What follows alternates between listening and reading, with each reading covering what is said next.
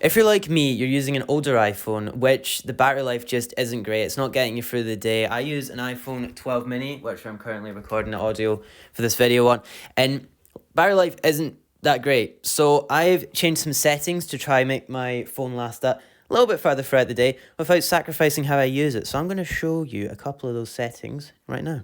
First thing you want to do is go into settings and turn off background app refresh.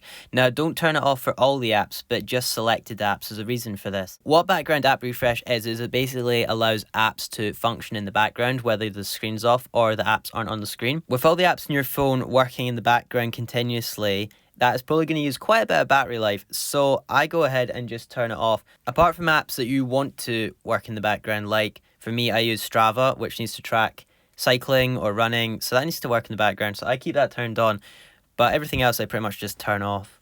So the next thing you want to do is go in and disable screen time. So for some reason, screen time, when I had it turned on, used up quite a lot of battery. I don't really know why. It doesn't actually show up on the battery menu, but I just heard it on Reddit and turned it off, and I did notice significant results. So unless you're really needing screen time restrictions or very interested in seeing what your screen time is, I would just go ahead and turn it off because it's definitely worth it for saving the battery life. Now, if you go into Control Center and go to the brightness toggle, you can turn off True Tone. So True Tone essentially just adjusts the tint or temperature of your display to match the surroundings. So it tints it a little bit orange if you're in an orange lit room, a bit bluer if you're in a colder looking environment. By turning it off, you're essentially disabling the sensors that are constantly checking, so the phone's no longer doing that processing and adjusting the screen constantly. And I personally don't like that feature all that much. I just find it a bit distracting, and I like just the sort of natural look of the display. So I'm just going to go ahead and turn that off. If you don't use Siri that much or find it quite annoying when you accidentally trigger it all the time,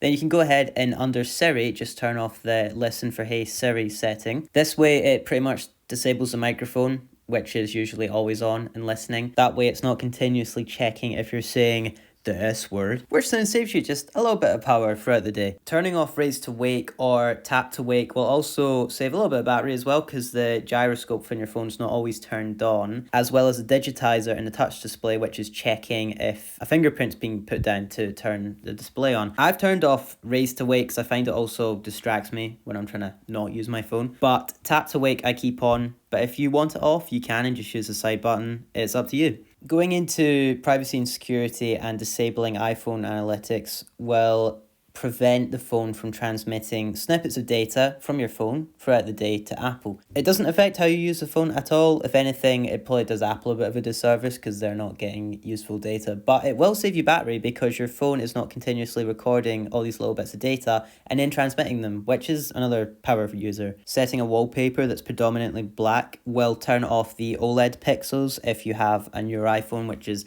for the most part an iPhone 12 or newer, or if you have one of the iPhone 10 series. So with the pixels turned off, they're not emitting lights, they're not using any energy. If you Google OLED black wallpapers, you'll find ones that are actually black, so a lot of them are just like grey, which doesn't have the same effect. On top of that, you can switch on dark mode. I have it on a schedule because that's the way I like to see it, but you can set it to be on all the time. And again, that is turning off all those pixels, particularly in iPhone menus or in Apple's built-in apps, and pretty much most third-party apps as well. It will turn the pixels black, saving you quite a substantial amount of battery. My final and probably most effective piece of advice is use airplane mode. When you switch on airplane mode, you're disabling the cellular antennas within the phone, so they can't talk to the mobile network. You can keep Wi-Fi on, so you can keep the phone functioning if you have a Wi-Fi connection and you have Wi-Fi calling. But if you live in an area particularly with poor cell service or mobile service, this is going to be extremely effective as your phone is not continuously essentially shouting out to try find a signal, which uses a lot of battery. Even throughout the day when you've got relatively decent signal, it still uses a small but noticeable bit of energy. Of course, if you want people to be able to contact you continuously, then don't do this. But I personally frequently turn it on and off throughout the day. For the most part, I just have a Wi-Fi connection, so it's not an issue. I definitely recommend trying that one and just see how effective it is. If it doesn't work for you, then